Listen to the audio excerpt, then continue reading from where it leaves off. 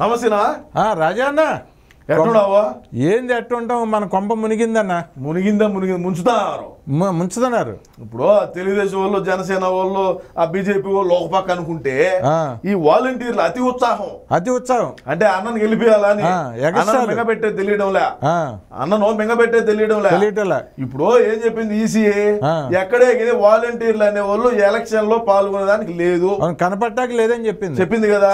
మరి ఇప్పుడు ఇంత పకొండం ఎందుకు? ఇప్పుడు చాలా దారుణం చేశారు. మేము గెలిపించుకోవాలని అంటే మేమే పనికి నా కొడుకులం మేడా, మేము 30 సంవత్సరాల పాటు అధికారంలో ఉండాలని అహర్నిశ లో కష్టపడి పని చేసుకుంటా ఉంటాం. ఏంది వీళ్ళు ఈ రోజు ఈ మాట మాట్లాడటం ఏంది? జగన్ గెలిపించడానికి వచ్చామని చెప్తాను. గెలిపిస్తారు, చూద్దాం ఏం మాట్లాడారో. విందాం ఉండు ఒకసారి విందాం. అలాగే అన్న.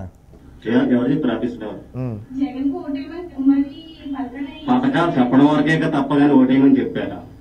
చెప్పండి, ఎవరు చెప్పారు? అంటే ఓటేస్తే ఏ పథకాలే కంటిన్యూ అవుతాయి. అవును, ఓటేయకుంటే ఈ పథకాలు కంటిన్యూ కావు. ఎవడేమో కూడా చెప్పినాడు ఆ మాట? ఎవరు చెప్పలే. ఎవరు చెప్పినారు? ఎవరు చెప్పలే. వాళ్ళకి ప్రతిపక్షంలో వాళ్ళు ఎవరన్నా చెప్పినారా? లేదు. అధికార పక్షంలో ఉండే వాళ్ళు అన్న చెప్తాడు ఏమని, మీకు కావాలంటే మాకే ఓటేయండి. అవును, అన్న చెప్తున్నాడు. అన్న చెప్తాడు తప్ప ఎవరు చెప్పారా? లేదు, ఎవరు చెప్పలేదు. ఏమైంది ఆ మాదిరి మాట్లాడుతుంది పాప? ఏం మాట్లాడుతుందో ఇందా ఉండు. చాలా డ్యామేజ్ చేసింది ఇందా ఉండు.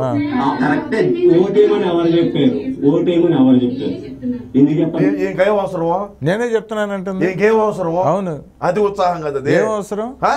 చూడు నేను ఇది పూర్తిగా ఉండదు, ఆ పూర్తిగా మొత్తం వీడియో చూసే ఆ తర్వాత మన అలాగే అవసరం లేదు కదా, అంతే కదా. సరే సరే చూడు.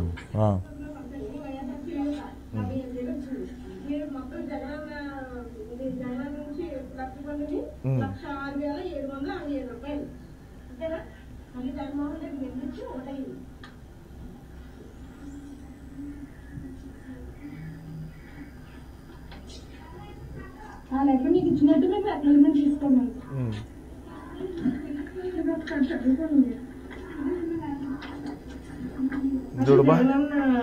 ఇచ్చిన తర్వాత మీరు ఎంత లబ్ధి పొందారని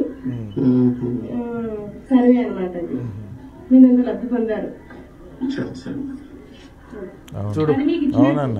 మేము అక్నాలెడ్జ్మెంట్ తీసుకెళ్ళాం. ఫోటో తీసుకుంటుంది. మళ్ళీ నీకు ఇంత డబ్బు ఇచ్చాము, నువ్వు ఓటేయాలి జగనన్నకి అని చెప్పి ఫోటోలు కూడా తీస్తున్నారు.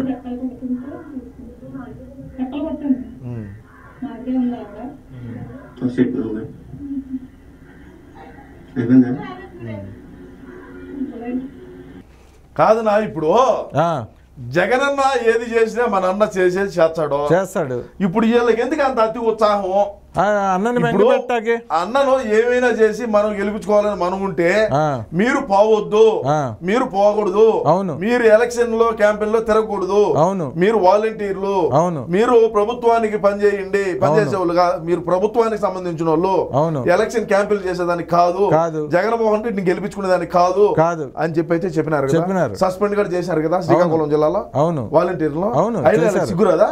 లేదన్నా, లేదు, సిగ్గురాదా? ఇప్పుడు మళ్ళీ వార్నింగ్ ఇచ్చింది, వీళ్ళందరి మీద కేసులు పెట్టి జైల్లో దొప్పించారు.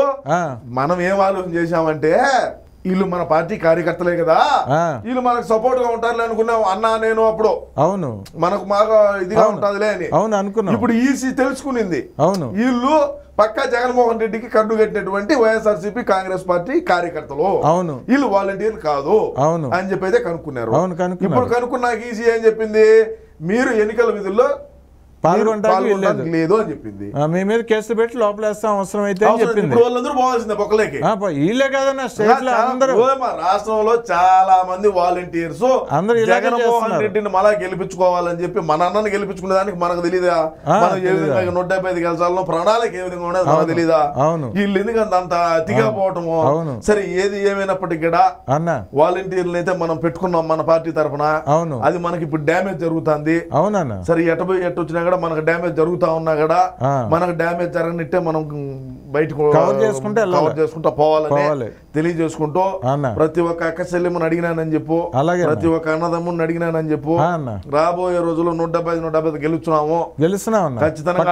ఖచ్చితంగా వివేకానంద రెడ్డి గారి ఆశీస్సులతో మనం 175 గెలిచాలని చెప్పి వివేకానంద రెడ్డి గారికి కూడా నమస్కారం చేసుకొని అన్న ఆయన ఫోటోకు దండం పెట్టుకొని అన్న మనం అయితే ముందుకు పోదామని తెలియజేసుకుంటూ అలాగే నమస్కారం అన్న. నమస్తే అన్న. నమస్తే అన్న. బాయ్ బాయ్ బాయ్ అన్న.